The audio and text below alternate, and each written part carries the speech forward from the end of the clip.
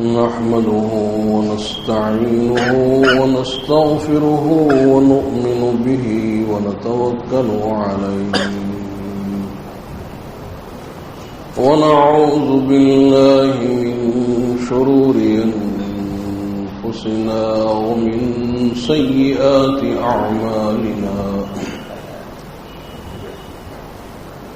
من يهده الله فلا مضل له ومن يضلله فلا هادي له ونشهد أن لا إله إلا الله وحده لا شريك له ونشهد أن سيدنا ونبينا ومولانا محمدا عبده ورسوله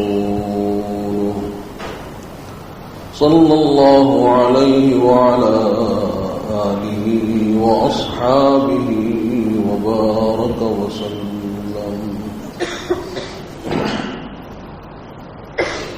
أما بعد فأعوذ بالله من الشيطان الرجيم بسم الله الرحمن الرحيم زين للناس حب الشهوات من النساء والبنين والقناطير المقنطرة من الذهب والفضة والخيل المسومة والأنعام والحرث ذلك متاع الحياة الدنيا والله عنده حسن المآب قل أنبئكم بخير من ذلكم للذين اتقوا عند ربهم جنات تجري من تحتها الأنهار خالدين فيها وأزواج مطهرة ورضوان من الله والله بصير بالعباد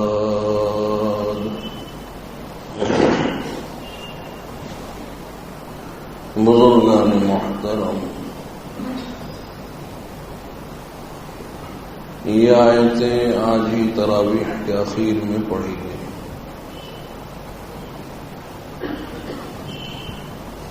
اور ان آیتوں میں حق تعالی نے یہ ارشاد فرمایا کہ دنیا کی محبت اگرچہ فطری ہے لیکن اس میں غلو وہ انسان کے لیے مہلک ہے.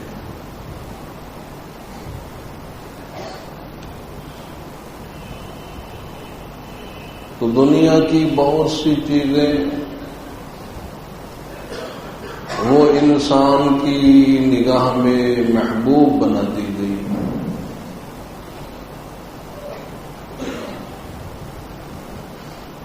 جیسے عورتوں کی محبت، اولاد کی محبت،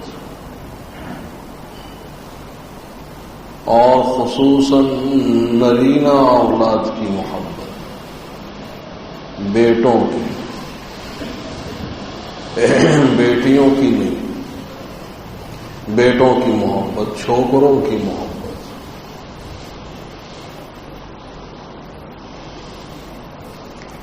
اور اسی طرح سے سونے اور چاندی کے ڈھیر، یہ اس زمانے کے حساب سے کہ سونے اور چاندی کے ڈھیر، جیسے آج کل نوٹوں کی گڈی ہے کہ نوٹوں کی گڈی ہے کہ گڈی ہونی چاہیے.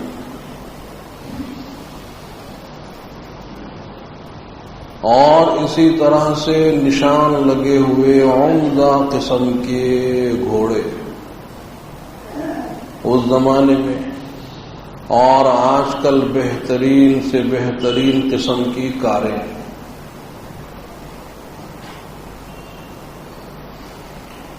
اور اسی طرح سے دوسرے مویشی اور جانور اور کھیتیے یہ انسان کو محبوب.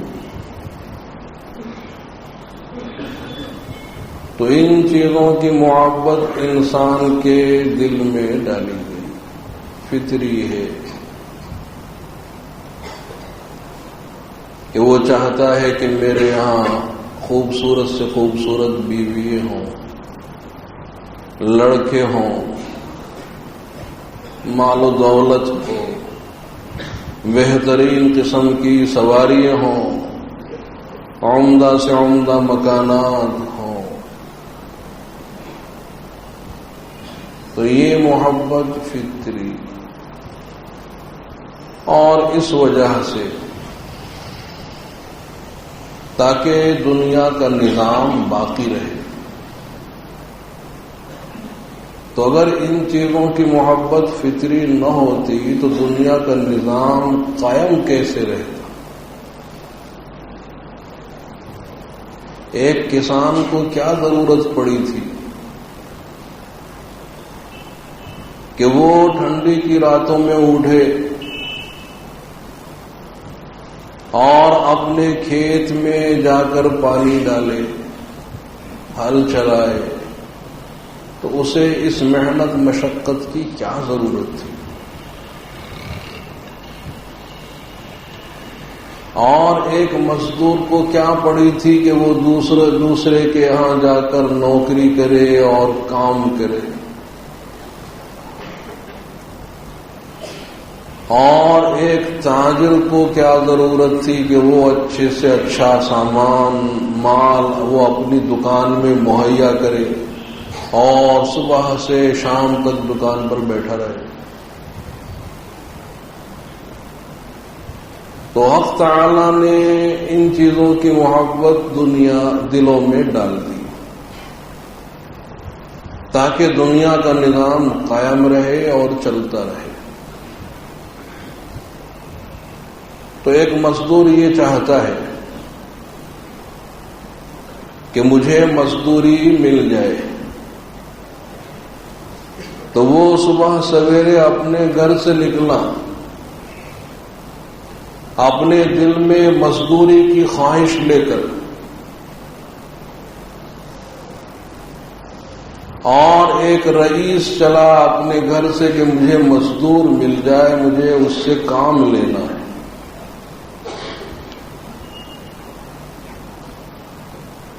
اور ایک بیوپاری کی خواہش یہ ہوتی ہے کہ وہ مختلف شہروں سے اچھا مال منگا کر اپنی دکان میں رکھے.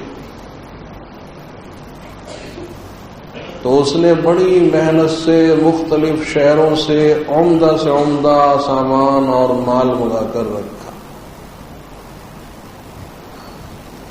اس کے دل میں اللہ نے یہ بات ڈالی، اور گاہک کے دل میں اللہ نے یہ بات ڈالی کہ وہ اپنے گھر کے لیے اور اپنی ضرورت کے لیے اچھے سے اچھا سامان خرید کر لائے.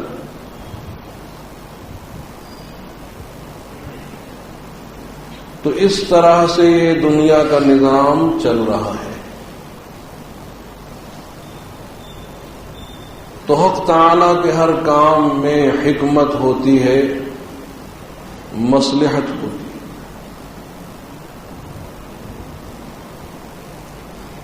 اور اسی طرح سے دنیا میں جو نعمتیں اللہ نے رکھی ہیں تو وہ جنت کی نعمتوں کا ادنا سا نمونہ اور ایک معمولی سی جھلک. تو حق تعالی نے اس عالم دنیا کو جہنم اور جنت دونوں کا نمونہ بنایا ہے کہ جہنم میں سے کچھ تکلیفیں اور کچھ پریشانیاں اٹھائیں اور دنیا میں لا کر رکھی تاکہ جہنم کا ایک نمونہ ہو جائے کہ دنیا میں بچھو ہیں، سانپ ہیں، لیکن یہاں کے بچھو اور سانپ معمولی، لیکن اس کے باوجود اگر بچھو ڈنک مار دے تو کتنی تکلیف ہوتی ہے، حالانکہ ذرا سا بچھو ہے اور اس کا چھوٹا سا ڈنک ہے، مار دیتا ہے تو بہت تکلیف ہوتی ہے، بسا اوقات انسان مر جاتا ہے۔ تو جب اس ذرا سے بچھو سے اتنی تکلیف ہوتی ہے تو جہنم کے بچھو تو خچر کے برابر ہوں گے، تو اگر وہ ڈنک ماریں گے تو کتنی تکلیف ہوگی۔ تو اس لیے اللہ تعالیٰ نے دنیا میں بچھو رکھے، سانپ رکھے، کچھ تکلیفیں رکھی تاکہ انسان پہچانے کہ جب یہ معمولی تکلیفیں ہیں اور اس سے ہم پریشان ہو جاتے ہیں تو جہنم کی تکلیفیں تو بہت بڑھی ہوئی ہوں گی، ان سے بچنے کی فکر کریں۔ اور کچھ نعمتیں اللہ نے یہاں رکھی ہیں کہ عمدہ سے عمدہ مکان ہیں، بنگلے ہیں، اور ان میں اعلیٰ قسم کے فرنیچر، بہترین قسم کی سواریاں، عمدہ قسم کے لباس، بہترین قسم کی غذائیں۔ تو یہ ایک ادنا سا نمونہ جنت کا، تاکہ ہم پہچانیں کہ جنت میں اصل نعمتیں، اور یہ نعمتیں تو محض جھلک کے طور سے ہیں، اور اسی لیے آیت کے اخیر میں متاع کہا گیا ہے کہ یہ تو محض متاع ہے، برتنے کا سامان، استعمالی چیزیں ہیں۔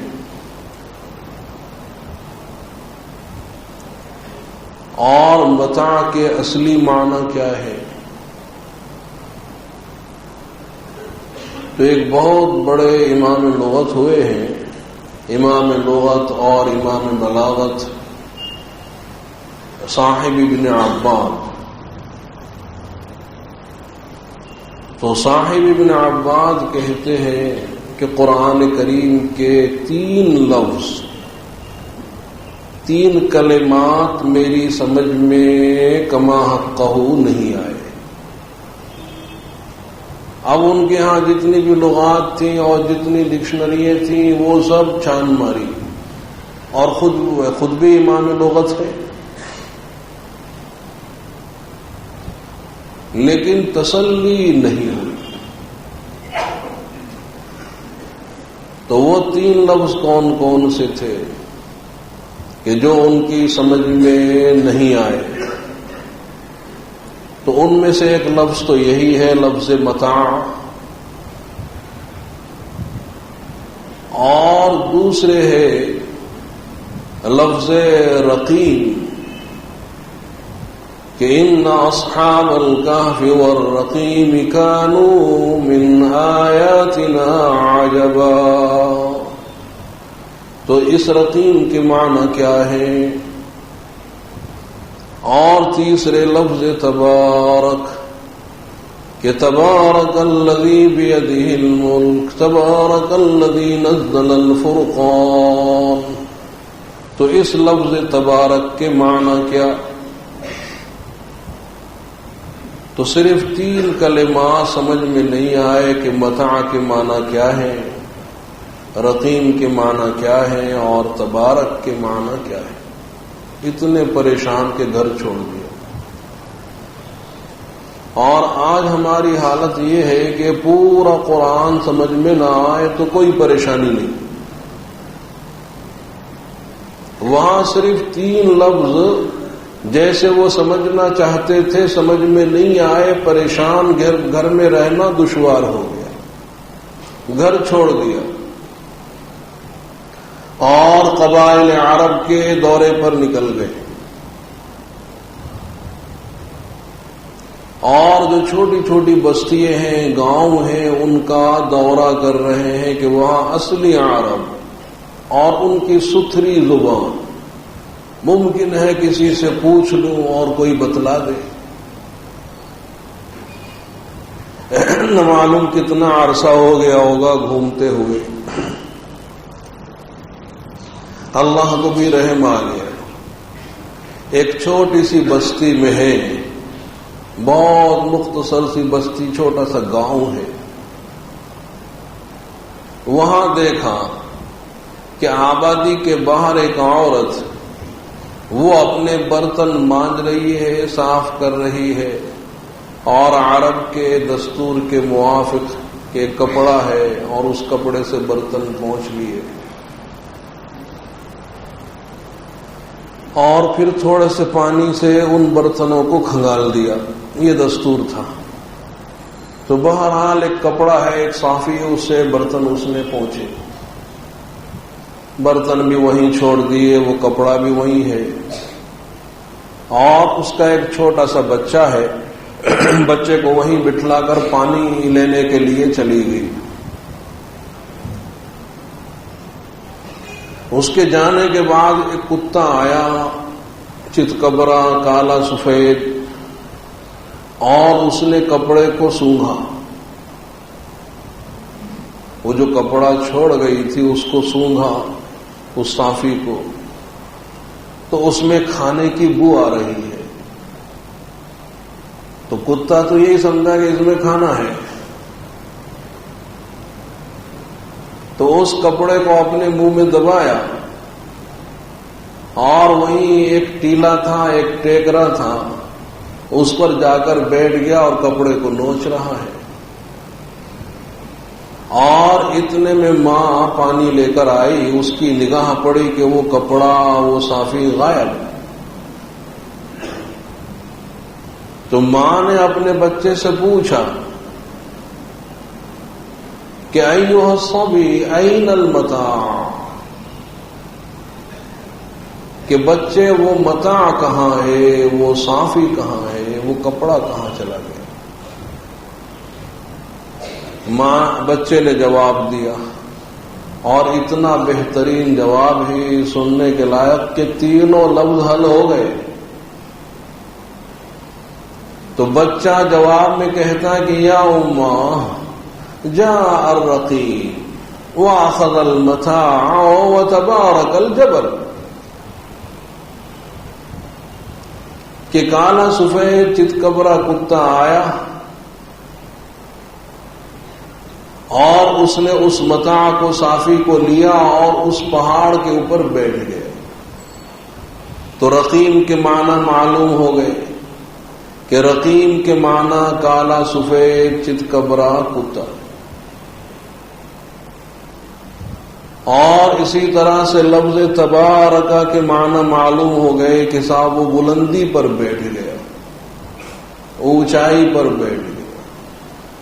اور متاع کے معنی معلوم ہو گئے کہ متاع کے معنی صافی کے آتے ہیں، کپڑے کے آتے ہیں.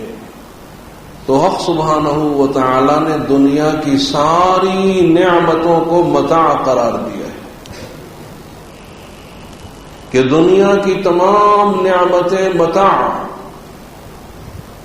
یعنی جنت کی نعمتوں کا ایک نمونہ اور ایک معمولی سی جھلک، کہ جیسے اس صافی میں کھانا تو نہیں آ گیا، کھانا جو بنا ہوگا ہانڈی میں وہ تو ہم اور آپ کھا گئے. اور ظاہر ہے کہ اس صافی میں، اس کپڑے میں کھانا نہیں آیا. جو بریانی ہم نے تیار کی تھی دیگ میں، تو وہ تو ہم اور آپ صاف کر گئے. اس کپڑے میں بریانی نہیں آئی ہے، البتہ ذرا سون کر دیکھیے، وہی بریانی کی جھلک ہے اور بریانی کی بو ہے، خوشبو ہے. تو معلوم ہوا کہ اصل نعمتیں جنت میں ہیں، اصل نعمتیں جنت میں ہیں، اور دنیا میں جو نعمتیں ہیں وہ جنت کی نعمتوں کا ایک نمونہ، ایک معمولی نمونہ اور ادنا سی جھلک، کہ جیسے اس کپڑے کے اندر کھانے کی جھلک آ گئی اور کھانے کی بو آ گئی، کھانا نہیں آیا، تو اسی طرح سے نعمتیں جنت میں ہیں، دنیا میں وہ نعمتیں نہیں ہیں، اور جو نعمتیں ہیں اللہ تعالیٰ نے وہ بطور نمونے کے رکھی۔ تو ایک حکمت یہ ہوئی کہ حق سبحانہ و تعالیٰ نے جو یہ نعمتیں یہاں رکھی ہیں تاکہ ایک نمونہ ہو جائے۔ اور سب سے بڑی بات تو یہ ہے کہ حق سبحانہ و تعالیٰ نے جو یہاں نعمتیں رکھی ہیں وہ ہماری آزمائش اور امتحان کے لیے، کہ انا جعلنا ما علی الارض زینۃ لها لنبلوہم ایہم احسن عملا، کہ روئے زمین پر ہم نے جتنی نعمتیں رکھی وہ اس لیے رکھی تاکہ ہم بندوں کو آزمائیں کہ ان میں سے کون اچھا عمل کرتا ہے۔ یہ ہماری آزمائش کے لیے، امتحان کے لیے۔ کیا آیت دیکھیں کہ کون دنیا ہی کو مقصود قرار دیتا ہے، کہ کون دنیا ہی کو مقصود قرار دے کر دنیا کے پیچھے لگتا ہے کہ بس دنیا میں اچھے سے اچھا ہمارا مکان ہونا چاہیے، کہ رہائش کے لیے عمدہ سے عمدہ بنگلہ ہونا چاہیے، اور اس میں اعلیٰ قسم کا فرنیچر بسانا چاہیے، اور سواری کے لیے بہترین سے بہترین گاڑی ہمارے پاس ہونی چاہیے، لباس کے لیے اعلیٰ قسم کے ملبوسات ہمارے پاس۔ تو اس کی ساری بھاگ دوڑ صرف دنیا کے لیے، صرف دنیا کے لیے۔ اور کون ایسا ہے کہ جو اس کو ضرورت سمجھتا ہے، مقصود نہیں بناتا کہ یہ ضرورت ہے، مقصود نہیں ہے؟ تو بہرحال دنیا میں ہم کو رہنا ہے، اور جب دنیا میں ہم کو رہنا ہے تو سر چھپانے کے لیے مکان بھی چاہیے، اور جب حق سبحانہ و تعالیٰ نے خواہش رکھی ہے تو اس کی تسکین کے لیے بیوی بھی چاہیے، اولاد بھی چاہیے، بھوک بھی لگتی ہے تو کھانا بھی چاہیے، پیاس لگتی ہے تو پانی کی بھی ضرورت ہے، ستر چھپانے کے لیے آخر ہم کو لباس کی بھی ضرورت ہے۔ تو ایک طرف تو دنیا میں رہنا ہے، اور ان چیزوں کے بغیر ہمارا کام نہیں چل سکتا، اور دوسری طرف یہ حکم دیا جا رہا کہ دیکھو مال و دولت کی محبت دل میں نہ ہے۔ تو اب دونوں باتیں جمع کیسے ہوں گی؟ تو اس کی بہترین مثال دی ہے حضرت مولانا روم صاحب نے اپنی مثنوی شریف میں، کہ مانا ہم نے کہ آخر ہم کو 50، 60، 70، 80 سال دنیا میں رہنا ہے، اور سر چھپانے کے لیے مکان کی ضرورت ہے، بیوی کی ضرورت ہے، اولاد کی ضرورت ہے، کھانے پینے کی ضرورت ہے، لباس کی ضرورت ہے۔ تو ایسے سمجھو کہ جیسے ایک کشتی ہو، جہاز ہو، تو ظاہر ہے کشتی کے لیے پانی تو چاہیے، بغیر پانی کے خشکی میں جہاز چلنے سے رہا، کشتی خشکی میں نہیں چلے گی، چلنے کے لیے پانی کی ضرورت ہے، اور جتنا زیادہ پانی ہوگا وہ اتنی اچھی چلے گی، اور اگر پانی کم ہو تو اس کا جو تلیا ہے وہ نیچے زمین سے ٹکرائے گا، بالکل نہ ہو تو وہ تو وہیں کھڑی رہے گی۔ تو کوئی بھی پانی کا جہاز ہو، کشتی ہو، اس کے لیے پانی ضروری ہے، لیکن پانی کہاں ہونا چاہیے؟ کشتی کے اندر یا نہیں؟ پانی باہر ہونا چاہیے، کشتی کے نیچے ہو، اس کے ارد گرد پانی، دائیں بائیں آگے پیچھے پانی ہو، نیچے پانی ہو، جتنا پانی ہوگا جہاز اتنا ہی اچھا چلے گا۔ لیکن اگر وہی پانی کشتی کے اندر آ گیا تو اس کے غرق کا سبب بن جائے گا، وہ کشتی ڈوب جائے گی۔ کہ آپ اندر زیر کشتی پشتی است، آپ اندر زیر کشتی پشتی است، آپ در کشتی ہلاکے کشتی است۔ کہ اگر پانی نیچے رہے گا تو کشتی خوب چلے گی، اور اگر وہی پانی کشتی کے اندر آ گیا تو ڈبو دے گا۔ تو اسی طرح سے اگر یہ مال و دولت باہر ہے، دل کی کشتی کے باہر ہے، تو یہ مال و دولت آپ کو کوئی نقصان نہیں پہنچائے گا۔ اسی مال و دولت سے آپ اپنی آخرت بنا سکتے، اسی مال و دولت سے آپ آخرت کی ترقی کر سکتے۔ لیکن اگر اسی مال و دولت کی محبت دل میں آ گئی تو ڈوب جائے گا۔ تو مال و دولت نقصان نہیں پہنچائے گا اگر اس کی محبت دل میں نہ ہو، اور اگر اس کی محبت دل میں آ گئی تو پھر ہلاکت کا سبب۔ تو ضرورت بھی ہے لیکن محبت دل میں نہ آئے کہ بالآخر اس مکان کو چھوڑنا ہے، بیوی بچوں کو چھوڑنا ہے، مال و دولت کو چھوڑنا ہے، کہ جہاں ہماری روح پرواز ہو گئی آنکھیں بند ہو گئی۔ تو اب یہ جو مال ہے وہ تو تجوری کے اندر رہے گا، ایک قدم بھی ہمارا ساتھ دینے والا نہیں ہے، گھر سے باہر بھی نہیں آئے گا۔ البتہ جو ہماری اولاد، اعزاء، رشتہ دار، دوست، احباب، وہ قبرستان تک آئیں گے، وہ وہاں تک چھوڑ جائیں گے، اور جو ساتھ میں جانے والی چیز ہے وہ ہمارے اعمال ہیں، وہ ہمارے اعمال ہمارے ساتھ میں جائیں گے۔ تو اس لیے محبت ان چیزوں کی نہ ہو،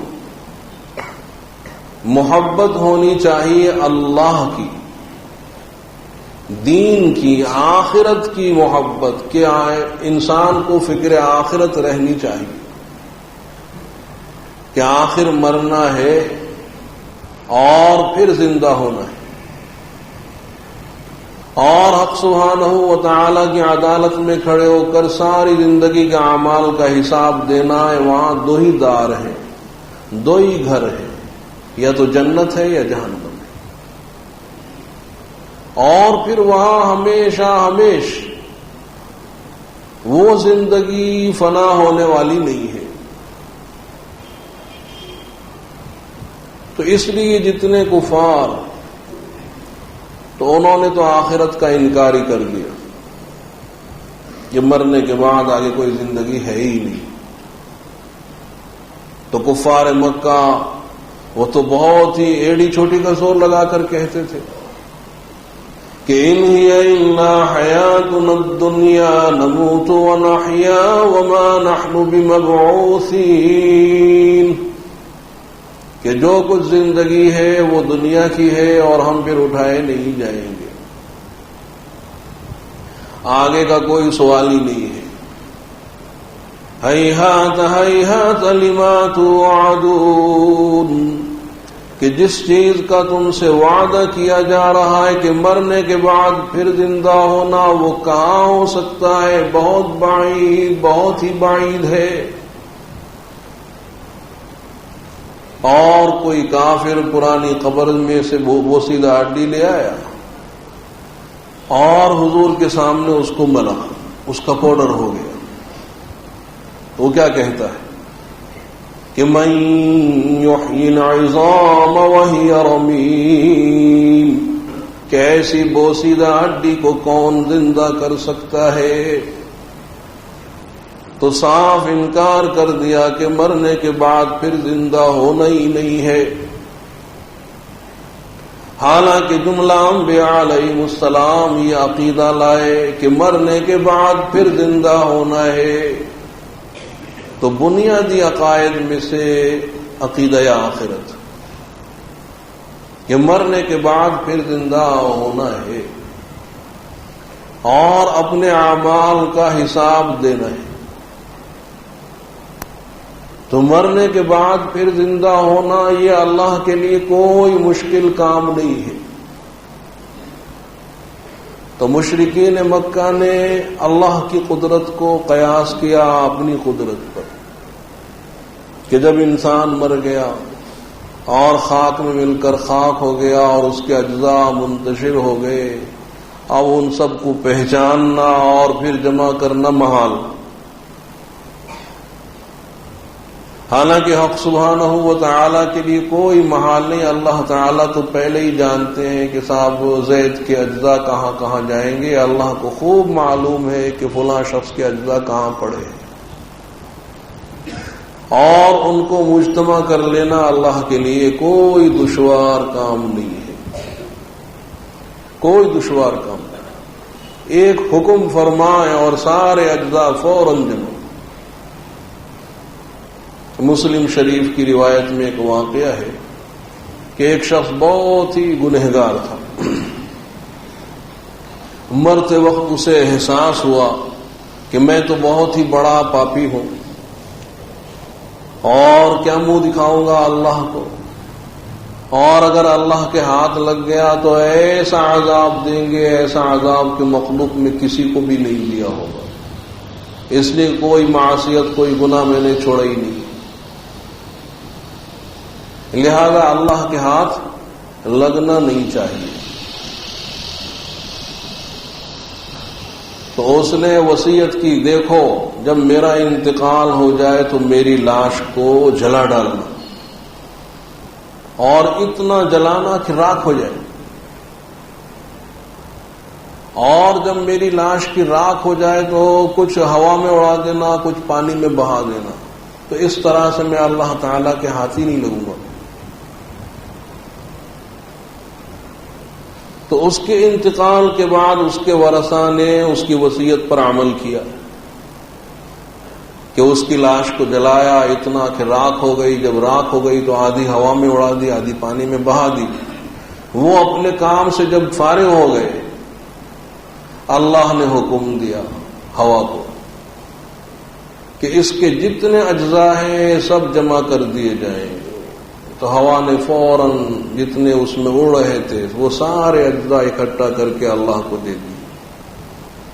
پانی کو اللہ نے حکم دیا، پانی نے اس کے اجزاء جمع کر کے اللہ کے حوالے کر دیے. اللہ نے حکم دیا، فوراً اس کا مجسمہ تیار ہو گیا، اس کی لاش تیار ہو گئی. روح کو حکم دیا، اس میں داخل ہو گئی، اور وہ زندہ اللہ کے سامنے کھڑا ہے اور حیران ہے کہ میں تو زندہ ہو گیا. اور اللہ تعالیٰ پوچھ رہے کہ اے بندے، تو نے یہ حرکت کیوں کی؟ تو نے یہ وصیت کیوں کی کہ تیری لاش کو جلایا جائے اور راکھ کو ہوا میں اڑایا جائے اور کچھ کو پانی میں بہایا جائے؟ آخر یہ وصیت کیوں کی؟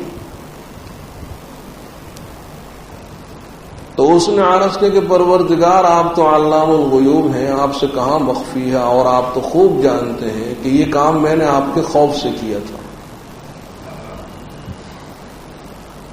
تو حق تعالیٰ ارشاد فرمائے گا، ہاں میں جانتا ہوں کہ یہ کام تو نے میرے خوف سے کیا، اسی لیے ہم تجھے بخش دیتے ہیں. تو دیکھیے اللہ کے لیے کوئی مشکل نہیں ہے اجزاء کو جمع کرنا. تو حق تعالیٰ ایک ایک فرد کے اجزاء سے واقف ہیں، اور اللہ تعالیٰ جمع فرمائیں گے اور سب کو زندہ کریں گے. تو اللہ تعالیٰ کے لیے دوبارہ زندہ کرنا کوئی مشکل کام نہیں. اور اصل نعمتیں اللہ نے وہاں رکھی ہیں. تو انبیاء علیہ السلام کے ذریعے سے اللہ تعالیٰ نے یہ دونوں راستے بتلا دیے کہ دیکھو، ایک راستہ ہے ہماری طاعت کا کہ اگر تم نے دنیا میں رہ کر ہماری طاعت کی اور ہمارے احکام کو بجا لائے، اور ہمارے احکام میں بعض کا تعلق اوامر سے ہے، بعض کا تعلق نواہی سے ہے، بعض کرنے کے ہیں، بعض سے رکنا چاہیے، بچنا چاہیے۔ تو اگر تم نے ہمارے ان احکام پر عمل کیا تو دیکھو مرنے کے بعد جنت، وہاں کی نازوال نعمتیں تم کو میسر آئیں گی، ایسی ایسی نعمتیں۔ حدیث میں ہے کہ حضور فرما رہے کہ اللہ کا ارشاد کہ اعددت لعباد الصالحین ما لا عین رأت ولا اذن سمعت ولا خطر على قلب بشر، کہ میں نے اپنے نیک بندوں کے لیے ایسی ایسی نعمتیں وہاں تیار کی ہیں کہ کسی آنکھ نے دیکھی نہیں، کسی کان نے سنی نہیں، اور کسی دل پر خیال تک بھی نہیں گزرا، ایسی ایسی نعمتیں وہاں میسر آئیں گی کہ فلا تعلم نفس ما اخفی لهم من قرۃ اعین، کہ کوئی نفس نہیں جانتا کہ ہم نے ان کی آنکھوں کی ٹھنڈک کے لیے کیسی کیسی نعمتیں وہاں رکھی۔ تو وہاں کے عالیشان محلات، تو وہاں عالیشان محلات کہ دنیا میں آپ چاہے کتنا ہی قیمتی بنگلہ بنا لیں لیکن جنت کے محل کا تھوڑا ہی مقابلہ کر سکتا ہے۔ یہاں آپ بنائیں گے تو وہی اینٹیں استعمال کریں گے، سلیے استعمال کریں گے، اور صاحب کپچی اور سیمنٹ استعمال کریں گے، اور وہاں کے جو محلات ہوں گے وہ قیمتی موتیوں کے ہوں گے کہ پورا محل ایک ہی موتی کا، اور کتنا لمبا کہ 60 مائل لمبا چوڑا۔ 60 مائل کس کو کہتے ہیں کہ آپ نوساری اور بلساڑ سے بھی آگے نکل جائیں، تو اتنا بڑا ایک ایک محل، اتنا بڑا، اور ایک ایک درخت وہاں اتنا بڑا ہوگا کہ اس کے سائے میں ایک تیز رفتار کے، جو ایک تیز رفتار گھوڑے پر سوار ہو 100 سال میں بھی اس کا سایہ پورا نہیں ہوگا، ایک ایک درخت اتنا بڑا، اور اس قدر کثرت سے درخت ہوں گے کہ زمین چھپ رہی ہوگی، اور پھل اتنی کثرت سے ہوں گے کہ پتے چھپ رہے ہوں گے، اور اسی لیے تو اس کو کہتے ہیں جنت، اس لیے کہ جیم اور 2 نون جس مادے میں جاتے ہیں معنی چھپنے کے ہوتے ہیں، جیم اور 2 نون جس مادے میں جائیں گے معنی چھپنے کے نکلیں گے، جیسے جن، جنات، یعنی وہ مخلوق کہ جو ہماری نگاہوں سے چھپی ہوئی ہے اور ہم کو ہماری نگاہوں سے نظر نہیں آتی، تو اس لیے کہتے ہیں جن۔ اور جنہ کے معنی ڈھال، کہ جو ہمارے جسم کو تلوار کی مار سے چھپا لے، کہ جو ہمارے جسم کو تلوار کی زد سے چھپا لے، تو اس کا نام رکھا جنہ، یعنی ڈھال۔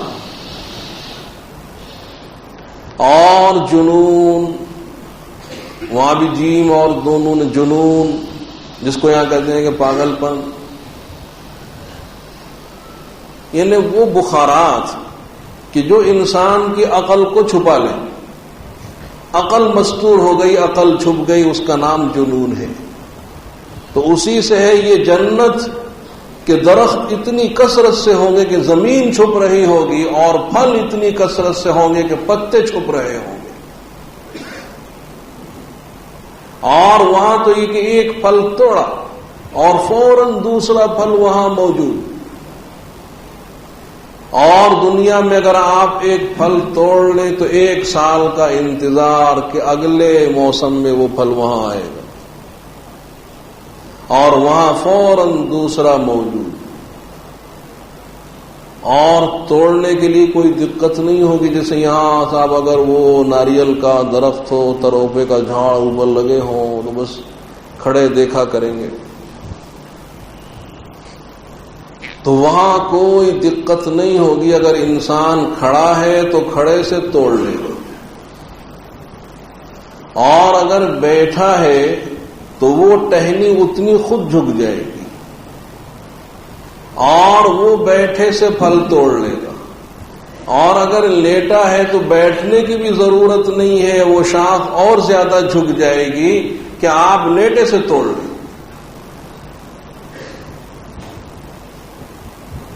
تو وہاں ہر چیز موجود. تو اس جنت کی طرف دعوت دی گئی ہے کہ آخر دنیا کے پیچھے تم کیوں پڑے ہو, اس کی کوئی حقیقت نہیں ہے.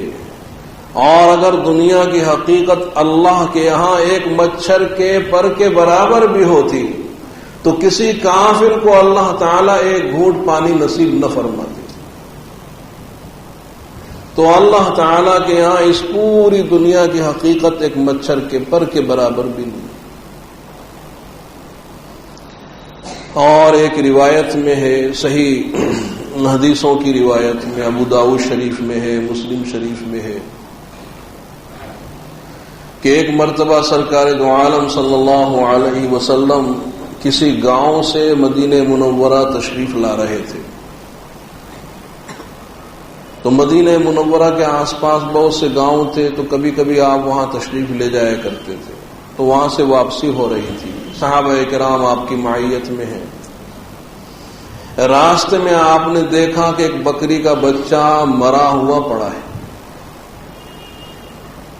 اور عیبدار ہے, اس کے کان جو ہے وہ چھوٹے چھوٹے سے کان ہیں.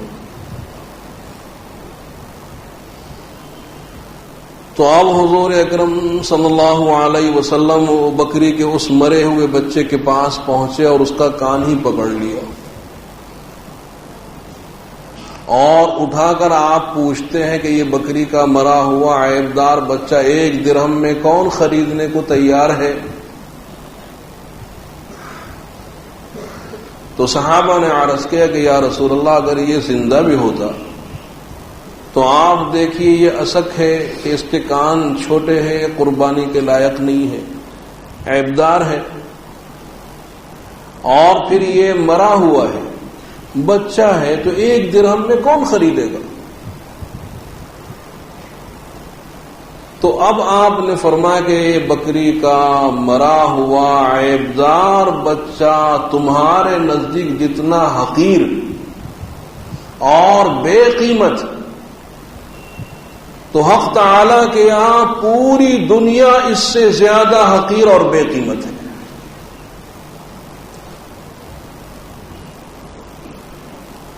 تو اس لیے دعوت دی گئی ہے کہ جنت کی نعمتوں کی طرف چلو, اور اپنے آپ کو جہنم سے بچاؤ. دیکھو دنیا فانی ہے, تو یہاں کی نعمتیں ناقص بھی ہیں اور فانی بھی ہیں, اور جنت کی نعمتیں یہاں سے بہتر, بہت بہتر اور باقی رہنے والی. کیسے سمجھو جیسے آپ کسی مارکیٹ میں جائیں, انٹرنیشنل مارکیٹ میں, وہاں نیا سامان رکھا, ہر چیز نئی ہے وہاں. اگر آپ وہاں ٹیپ ریکارڈ دیکھیں تو نئے ٹیپ ریکارڈ بڑے سے لے کر چھوٹے ہر طرح کے ہیں, ریڈیو, ٹرانزسٹر, گھڑی, ہر چیز وہاں نئی موجود. اور پھر آپ یہاں سنیچر کے بازار میں جائیں تو وہی چیزیں آپ کو یہاں بنگار میں ملیں گی. صاحب وہ پرانے ٹوٹے ہوئے ٹیپ ریکارڈ رکھے ہیں, اور صاحب وہ ٹرانزسٹر کے کھوکے رکھے ہیں, پرانی گھڑیاں رکھی. تو کچھ فرق نظر آتا ہے کہ نہیں؟ تو اس سے کہیں زیادہ فرق ہے دنیا کی نعمتوں میں اور جنت کی نعمتوں میں. دنیا کی ساری نعمتیں سمجھو سنیچر کا بنگار ہے, اور جنت کی نعمتیں گویا کہ وہ مارکیٹ کا نیا مال ہے. اور خود حق تعالیٰ نے فرمایا کہ اگر یہ اندیشہ نہ ہوتا کہ سارے مسلمان کافر ہی ہو جائیں گے, تو دنیا کی ریل پیل ہم اور کر دیتے کفار میں. ویسے آج بھی اکثریت دولت مندوں کی اکثریت وہ غیر مسلموں میں ہے کہ مسلمانوں کے اندر مالدار جو جیسے آٹے میں نمک بہت کم، اور ان میں آپ شمار بھی نہیں کر سکتے. بمبئی کے ایک تھے ہمارے ملنے والے، بہت سال ہوئے، تو وہ کہنے لگے مفتی صاحب بمبئی میں جو مارواڑی ہیں لکھوپتی مارواڑی لکھوپتی، وہ تو اتنے ہیں جیسے اس سنجے کے ڈھیلے ہوتے ہیں، آپ گن بھی نہیں سکتے، اور اب تو ان میں کروڑوں پتی گننے چاہیے. تو بے شمار مالدار ان میں آپ کو ملیں گے، بڑے بڑے کارخانے ان کے ہیں، بڑے بڑے مل ان کے ہیں، اور صاحب تجارت تو ملکگیر پیمانے پر نہیں عالمگیر پیمانے پر ان کی تجارتیں ہیں. اور مسلمانوں کے اندر ہیں تو بہت کم ہے مالدار، ان میں غریب کا کم ہے، مالدار زیادہ ہیں، اور ہم میں غریب زیادہ ہیں، مالدار تھوڑے ہیں. کہ رحمتیں ہیں تیری اغیار کے کاشانوں پر، برق گرتی ہے تو بیچارے مسلمانوں پر. تم وہ ہیں تو صاحب وہ مالک ہیں، فیکٹریوں کے مالک، اور جو مسلمان ہیں وہ سانچے چلا رہے ہیں، کہیں لاریاں چلا رہے ہیں، کہیں رکشہ والے آپ کو نظر آئیں گے. تو پھر بھی جو دولت اللہ نے مسلمانوں کو دی ہے وہ ایک خطرے کی وجہ سے، ورنہ اللہ مسلمانوں کو اتنی بھی نہ دیتے، اور ان میں دولت اور بڑھا دیتے، اتنی بڑھا دیتے کہ ان کے مکانوں کی چھتیں سونے اور چاندی کی ہوتی، اور ان کے صاحب وہ چڑھنے اترنے کے زینے اور سیڑھیاں وہ سونے اور چاندی کی، کھڑکیاں اور دروازے سونے اور چاندی کے، اتنی ہو جاتی کہ وَلَوْلَا أَن يَكُونَ النَّاسُ أُمَّةً وَاحِدَةً لَجَعَلْنَا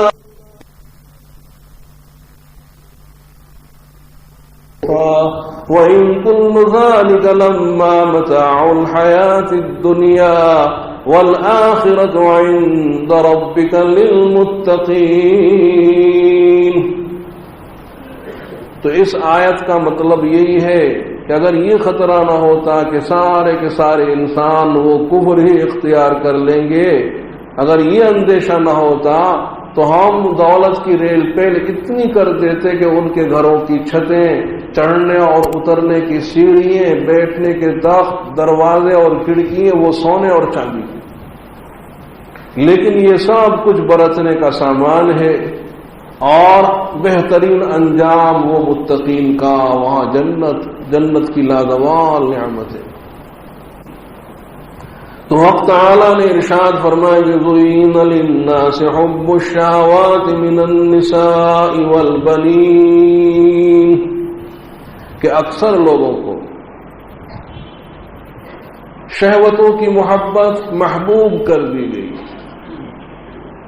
کہ جیسے عورتیں ہوئی، عورتوں کی محبت، اور بیٹوں کی محبت کہ ہمارے یہاں چھوکرے ہی چھوکرے ہوں، وَالْقَنَاطِيرِ الْمُقَنطَرَةِ مِنَ الذَّهَبِ وَالْفِضَّةِ، اور اونچے اونچے ڈھیر ہوئے سونے اور چاندی کے، وَالْخَيْلِ الْمُسَوَّمَةِ، اور نشان لگے ہوئے عمدہ قسم کے گھوڑے، وَالْأَنْعَامِ وَالْحَرْثِ، اور دوسرے چوپائے مویشی اور کھیتی ہیں. تو ان چیزوں کی محبت کہ ہمارے یہاں یہ چیزیں ہوں، کہ عمدہ اور خوبصورت عورتیں ہوں، بیٹے ہوں، اور اسی طرح سے صاحب اس زمانے میں سونا اور چاندی اور آج کل نوٹوں کی گڈیاں ہوں، اور عمدہ قسم کی سواریاں ہوں، دوسرے مویشی ہوں اور صاحب کھیتی ہوں. ذالک متاع الحیات الدنیا، لیکن یہ سب کچھ برتنے کا سامان ہے، دنیاوی زندگی میں برتنے کا سامان. اور جو بہترین انجام ہے تو وہ متقین کے لیے اللہ کے ہاں بہترین انجام ہے، کہ یہ سب کچھ برتنے کا سامان، لیکن اللہ تعالی نے اپنے نیک بندوں کے لیے وہاں رکھا ہے کہ قُلْ أَعُنَبِّئُكُمْ بِخَيْرٍ مِّن ذَلِكُمْ للذین اتقوا عند ربهم جنات تجری من تحتها الانہار خالدین فیہا وازواج مطہرۃ ورضوان من اللہ واللہ بصیر بالعباد۔ تو خطاب ہے حضور اکرم صلی اللہ علیہ وسلم سے کہ آپ فرمائے کہ آیا میں تم کو بتلاؤں اس سے بہتر کہ تم دنیا میں یہ چاہتے ہو کہ خوبصورت بیوی ہوں، بیٹے ہوں، سونے اور چاندی کے ڈھیر ہوں، عمدہ قسم کے گھوڑے ہوں، اس سے بہتر بتلاؤ کہ قل اونبئکم بخیر من ذالکم للذین اتقوا، لیکن وہ خدا ترس لوگوں کے لیے، متقین حضرات کے لیے، ان کے رب کے ہاں جنات تجری من تحتها الانہار، کہ ایسے باغ کہ جن کے نیچے سے نہریں جاری ہوں، وازواج مطہرہ، اور ایسی بیویاں ہوگی جو ہر طرح سے پاک ہوں، ورضوان من اللہ، اور اللہ تعالی کی طرف سے رضامندی۔ تو اللہ تعالی نے دنیا کی 6 نعمتیں بیان فرمائی اور آخرت کی جنت کی صرف 3۔ یہ کمال دیکھیے،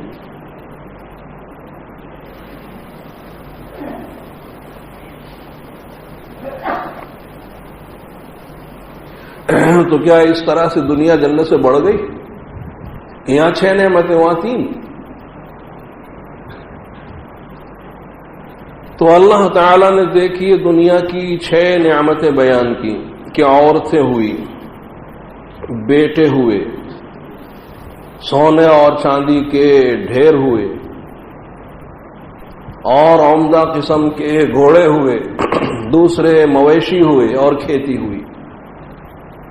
یہ 6 نعمتیں اللہ نے بیان کی،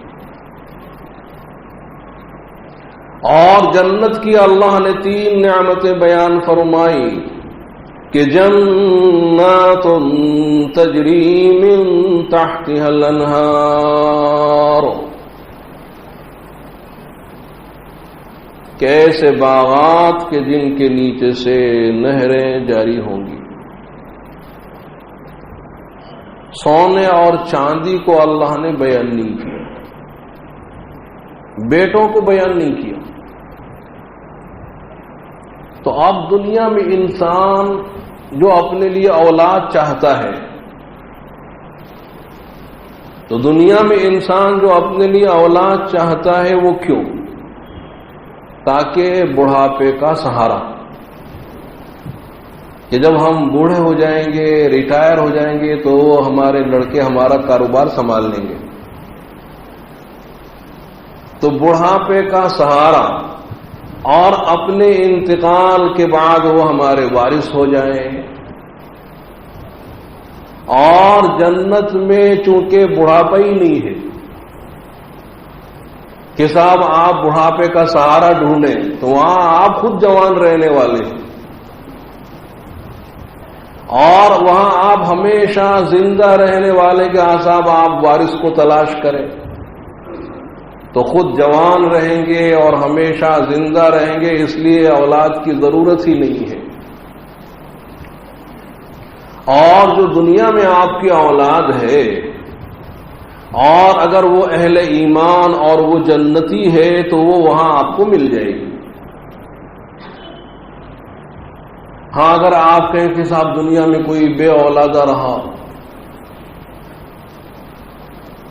اور وہاں بھی صاحب اولاد نہ ہو، تو وہاں تو اللہ تعالی ہر شخص کی ہر خواہش کو پورا کریں گے۔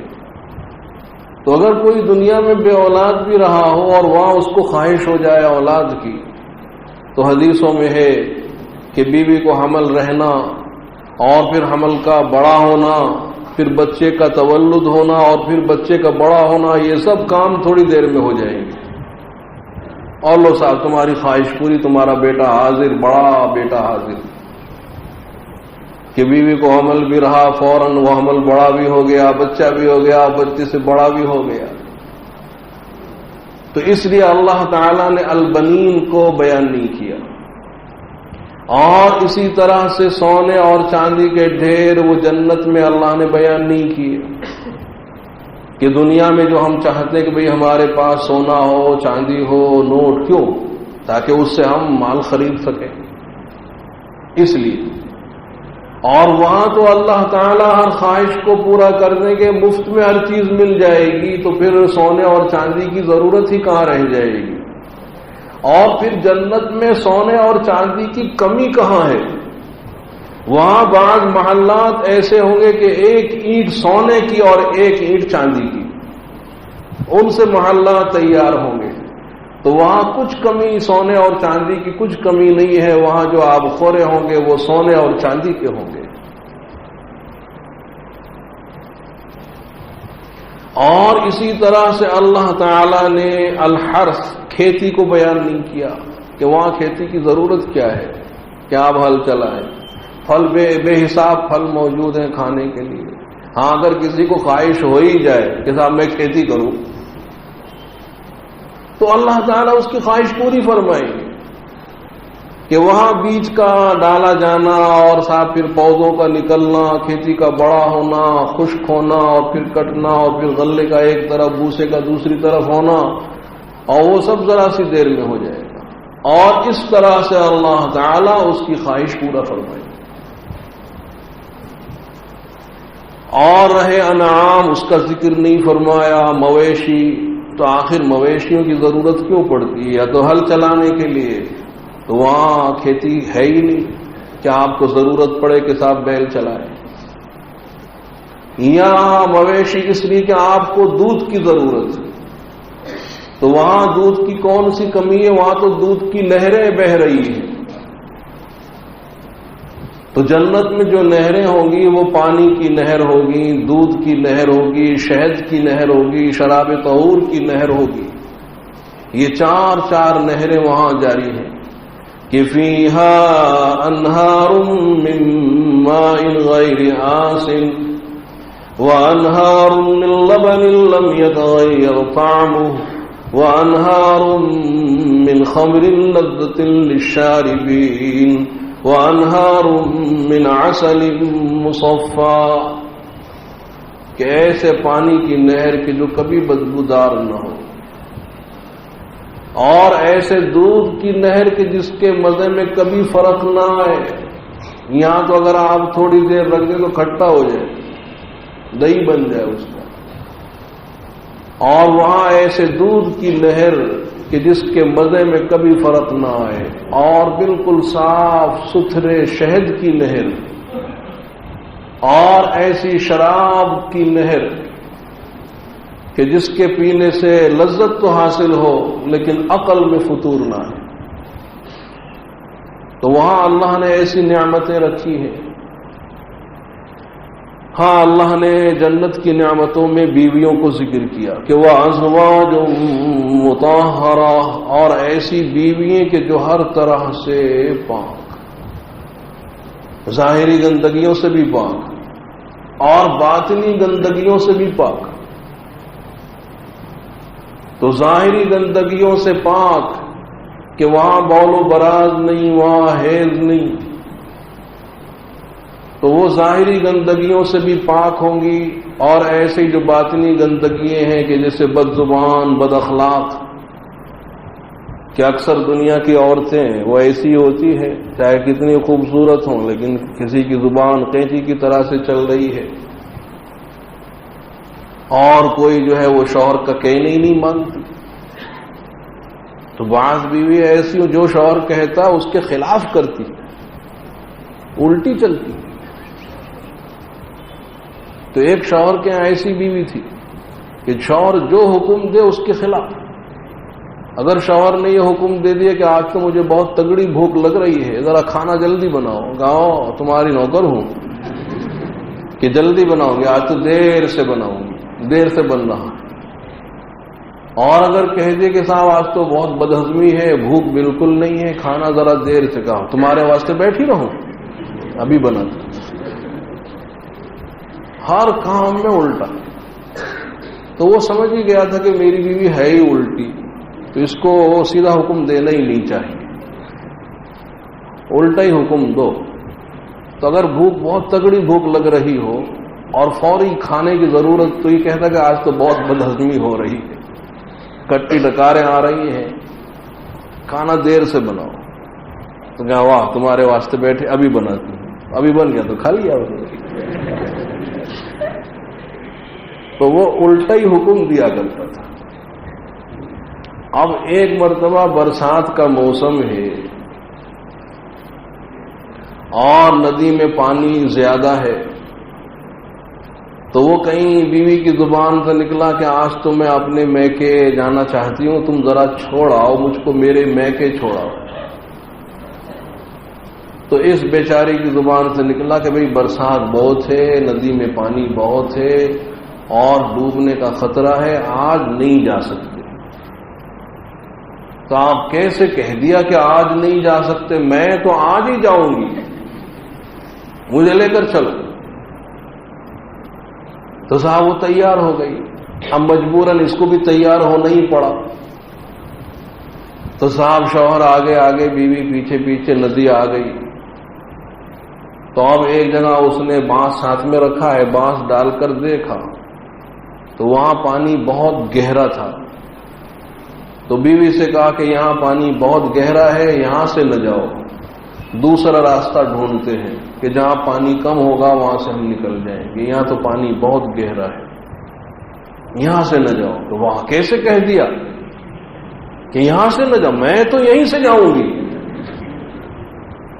تو وہ وہیں سے چلی، پانی بہت تھا تو وہ ڈوب گئی۔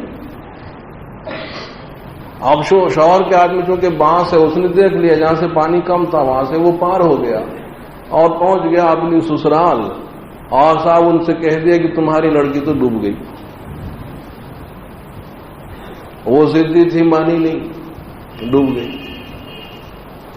اور بیچارے پریشان شوہر کے ساتھ ساتھ، بھئی کہاں ڈوبی کہاں ڈوبی۔ وہ لے گیا وہاں اور دور، وہاں تلاش کر رہے ہیں، وہ لاش نہیں مل رہی۔ تو پوچھا صاحب لڑکی کے میکے والوں نے کہ آخر ڈوبی کہاں؟ تو کہا کہ ڈوبی تو ادھر تھی۔ کہا اللہ کے بندے، جب ڈوبی ادھر ہے اور ندی تو یوں بہ رہی ہے تو لاش تو بہ کر اور ادھر جائے گی، اور تو وہاں ہم کو لے گیا۔ تو کہا کہ وہ ساری زندگی تو الٹی چلی، تو میں سمجھا مرنے کے بعد جو الٹی بہی ہوگی۔ تو اللہ تعالیٰ نے یہ صفت بیان کی جنت کی عورتوں کی کہ وہ بالکل پاک ہوں گی، ظاہری گندگیوں سے پاک اور باطنی گندگیوں سے پاک، شوہر کی بالکل مطیع اور فرمانبردار ہوں گی۔ وازواج مطہرہ ورضوان من اللہ، اور اللہ تعالیٰ کی طرف سے ان کو رضامندی ملے گی، اللہ ان سے راضی اور خوش۔ یہ سب سے بڑی نعمت ہے کہ جب اہل جنت میں پہنچ جائیں گے اور حق سبحانہ و تعالی ان کو خوب نعمتوں سے نوازیں گے اور ہر طرح کی نعمتیں اللہ تعالی ان کو دے دیں گے، تو پھر حق تعالی پوچھیں گے اہل جنت سے کہ بھئی اور کچھ چاہیے؟ تو وہ یہی عرض کریں گے پروردگار آپ نے ہم کو سب کچھ دے دیا ہے، اور اب ہم کو مزید اور کیا چاہیے؟ تو حق تعالیٰ فرمائے گا اب میں ایسی چیز دے رہا ہوں جو سب سے بڑھ کر ہے کہ اب میں تم سے ہمیشہ ہمیشہ راضی رہوں گا، خوش رہوں گا، کبھی ناراض میں تم سے نہیں ہوں گا۔ لہذا یہ تم کو نعمتیں مل گئیں، یہ ہمیشہ ہمیش کے لیے، کہ جب اہل جنت میں داخل ہوں گے تو حق تعالیٰ کی طرف سے ایک منادی اعلان کرے گا کہ اے اہل جنت اب تم دنیا میں ہمیشہ زندہ رہو گے، کبھی موت نہیں آئے گی، اور تم جوان رہو گے، کبھی بڑھاپا نہیں آئے گا، اور تم صحت مند رہو گے، کبھی بیمار نہیں پڑو گے۔ اور ادھر حق سبحانہ و تعالیٰ کی طرف سے رضا مل گئی کہ حق تعالیٰ ہمیشہ خوش رہیں گے، اہل جنت سے کبھی ناراض نہیں ہوں گے۔ یہ ہے سب سے بڑی نعمت۔ تو مسلمانوں کو اس کی فکر کرنی چاہیے کہ انبیاء علیہ السلام نے جو راستہ ہم کو بتلا دیا ہے اس راستے پر ہم کو چلنا چاہیے. اور دنیا کی محبت اگرچہ فطری ہے لیکن دل میں نہیں آنی چاہیے. اس میں غلو وہ انسان کو ہلاک کر دینے والا ہے. حق سبحانہ و تعالی ہم سب کو اس سے محفوظ رکھے. اللهم ربنا آتنا في الدنيا حسنة وفي الآخرة حسنة وقنا عذاب النار. ربنا لا تزغ قلوبنا بعد إذ هديتنا وهب لنا من لدنك رحمة إنك أنت الوهاب. ربنا إنك جامع الناس ليوم لا ريب فيه إن الله لا يخلف الميعاد. اللهم أعنا على ذكرك وشكرك وحسن عبادتك. رب اغفر وارحم وأنت خير الراحمين. رب اغفر وارحم رب اغفر وارحم وأنت خير الراحمين. رب اغفر وارحم وأنت خير الراحمين. واعف عنا واغفر لنا وارحمنا أنت مولانا فانصرنا على القوم الكافرين. ربنا لا تجعلنا فتنة للقوم الظالمين ونجنا برحمتك من القوم الكافرين. ونجنا برحمتك من القوم الكافرين. الہ العالمین ہمارے گناہوں کو معاف فرما، ہماری سیئات سے درگزر فرما، حسنات کو محض اپنے فضل سے قبول فرما. الہ العالمین شریعت مطہرہ پر عمل کرنے کی توفیق نصیب فرما، اپنے جمیع احکام پر عمل کرنے کی توفیق نصیب فرما، اپنے محبوب سرکار دو عالم صلی اللہ علیہ وسلم کی تمام سنتوں پر عمل کرنے کی توفیق نصیب فرما. الہ العالمین ہمارے ظاہر کو ظاہری گندگیوں سے پاک فرما، ہمارے باطن کو باطنی گندگیوں سے پاک فرما، ہمارے سینوں اور دلوں کو اپنی معرفت کے نور سے منور فرما، ایمان کے نور سے منور فرما. الہ العالمین ہمارے ایمان کو قوی سے قوی تر فرما، ہمارے ایمان کی، جان کی، مال کی عزت اور آبرو کی حفاظت فرما. الہ العالمین ہمارے مردوں اور عورتوں کی حفاظت فرما، بوڑھوں اور بچوں کی حفاظت فرما. الہ العالمین ہمارے مکانوں اور مکینوں کی حفاظت فرما. الہ العالمین ہماری مسجدوں اور مصلیوں کی حفاظت فرما، ہمارے دینی اداروں کی حفاظت فرما، مسلمانان عالم کی حفاظت فرما، مسلمان جہاں کہیں آباد ہیں الہ العالمین ان سب کی حفاظت فرما. الہ العالمین مسلمانان عالم کی ہر سمت سے حفاظت فرما، ہر جہت سے حفاظت فرما. الہ العالمین ہمارے عقائد کو درست فرما. الہ العالمین ہمارے عبادات کو صحیح اور مکمل فرما، ہمارے معاملات کو درست فرما، ہمارے اخلاق کو سنوار دے. الہ العالمین جب تک بھی ہم زندہ رہے اسلام پر زندہ رہے، موت آئے تو ایمان کی حالت میں موت آئے، خاتمہ بالخیر فرمائے، مرتے وقت کلمہ نصیب فرمائے. الہ العالمین اپنی رضا نصیب فرمائے کہ آپ ہم سے راضی اور خوش ہو جائیں. الہ العالمین اپنی رضا عنایت فرما دے. الہ العالمین جو حاجت مند ہیں ان کی حاجتوں کو پورا فرمائے، اور جو پریشان حال ہیں ان کی پریشانیوں کو دور فرمائے، جو مصیبت زدہ ہیں ان کی مصیبتوں کو دور فرمائے، جو بیمار ہیں ان کو شفا نصیب فرمائے، صحت کاملہ عاجلہ نصیب فرمائے. الہ العالمین جو بے روزگار ہیں ان کو برسر روزگار بنا دے، جو بے گھر ہیں ان کو گھر عنایت فرما دے. الہ العالمین جن کی آمدنی کم ہے اخراجات زیادہ ہیں ان کی آمدنی میں برکت عنایت فرمائے، جو مقروض ہیں ان کو قرضوں سے سبکدوش فرمائے. الہ العالمین جو بے اولاد ہیں متمنی ہیں ان کو نیک اولاد عنایت فرمائے. الہ العالمین جو اپنی اولاد کی طرف سے ان کی نافرمانیوں کی وجہ سے پریشان ہیں ان کی اولاد کو مطیع بنا دے، فرما بردار بنا دے. اور جو اپنی اولاد کے لیے رشتوں سے فکر مند ہیں ان کے لیے بہترین رشتے عنایت فرما دے، بہترین جوڑے عنایت فرما دے. الہ العالمین جو بھی پریشان ہیں ان کی پریشانیوں کو دور فرمائے، جو حاجت مند ہیں آپ ہم سب کی حاجتوں سے خوب واقف ہیں، ہماری جائز حاجتوں کو پورا فرمائے. جنہوں نے دعاؤں کے لیے کہا ہے الہ العالمین ہم تو بھول بھی گئے ان کے اسماء ان کے نام، لیکن آپ کو معلوم ہے کہ کن کن لوگوں نے دعاؤں کے لیے کہا ہے اور ان کی کیا کیا حاجتیں ہیں. الہ العالمین ان کی جائز حاجتوں اور تمناؤں کو پورا فرما دے. الہ العالمین جو ہمارے عائزہ ہم سے رخصت ہو گئے اور اپنی قبروں میں آرام فرما ہو گئے، الہ العالمین ان کی مغفرت فرما دے اور ان کی قبروں کو جنت کے باغیچوں میں سے ایک باغیچہ بنا دے۔ الہ العالمین ہماری بھی مغفرت فرمائے، الہ العالمین محشر کی رسوائی سے بچا لے، محشر کی رسوائی جو بہت ہی خطرناک ہوگی اس سے حفاظت فرما لے۔ الہ العالمین میدان عمل کے سامنے حاضری ہوگی اور نام اعمال رکھے جا رہے ہوں گے، ایک پلے میں حسنات اور دوسرے پلے میں سیئات، دونوں پلے ہل رہے ہوں گے، ہمارا دل اڑ رہا ہوگا۔ الہ العالمین حسنات کے پلے کو محض اپنے فضل سے بھاری فرمائے۔ الہ العالمین جب نام اعمال اڑائے جا رہے ہوں گے دہنے ہاتھ میں عنایت فرما دیں، جب آپ کی عدالت میں حاضری ہوگی حساب و کتاب کے لیے الہ العالمین آسان سا حساب لے کر جہنم سے آزادی کا پروانہ دے دیں، جہنم اور اس کے عذابوں سے بچا لیں، پل صراط پر سے گزر جانا آسان فرما دیں۔ الہ العالمین جنت میں جو بھی جائے گا وہ آپ کی فضل سے جائے گا۔ الہ العالمین ہم تو جنت کے مستحق نہیں ہیں، لیکن آپ مستحق بنا دیں اور ہم پر اپنا فضل فرما دیں اور جنت کے عالیشان محلات وہاں کی لازوال نعمتوں سے ہم سب کو مالا مال فرما دیں۔ وصلی اللہ تعالی علی خیر خلقہ محمد وعلی آلہ وصحبہ اجمعین برحمتک یا